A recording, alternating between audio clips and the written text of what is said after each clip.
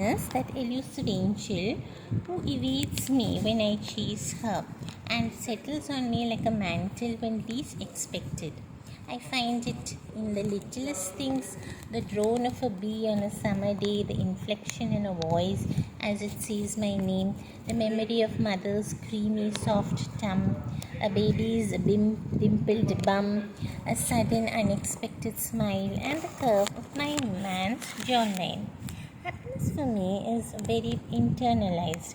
It's a gift that I can give myself, and it's in the here and now. It's not the sparrow's chirp that makes me happy, but that makes it sweet. The twitter of birds, the softness of down, juicy sun-kissed grass, the cool crispness of white sheets. The magic is all mine. It is just a matter of keeping my senses fully attuned to the notion. My problem is that I like to be on a constant high, to shift from one excitement to another, poetic and romantic, moving at a giddy pace. That was what happiness meant then. 20 years on, happiness has mellowed and matured. It is no longer the brook that hurtles and changes course, chortles with laughter, and then takes dizzying jumps. Today, my idea of happiness is more a placid lake with meaningful, contented dips.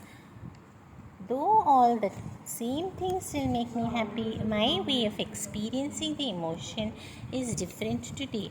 It manifests itself more within rather than a loud laugh or grin. It is more a smile that begins in the soul and then invades the eyes. I guess time and passing years do that to you. By the time you have had your share of all emotions, good and bad, and learned to take them in your stride, you realize that come what may, life carries on. Like water, life finds its level and somehow gains balance again. Happiness no longer takes you to heaven. Grief does not permanently ground you. All you seek is a steady balance. And remember, the person who loves too much may not actually be the happiest. And yet, the core thought hasn't really changed for me at all in 20 years. I still believe that we are responsible for our own state of happiness. Happiness comes from within. You can choose to be happy most of the time or not. A happy person is not one who is without problems, but just one who has learned to deal with them better. I find that comparing ourselves to others is the biggest mistake that we make. The only way ahead is to get ahead of yourself, and with each step it gets better. To me, guilt and regret are the toughest enemies of happiness, and the only way to avoid these traps is to be true to your own self.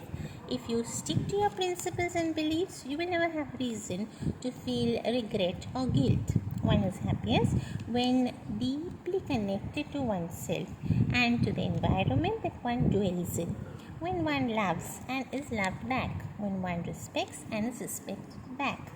When one believes and is trusted as well. Going back to my 20-year-old column, as the author says, since life is not so kind as to keep us all in a constant state of bliss, I guess it's left to each individual to invent and look for his or her own moments of elation.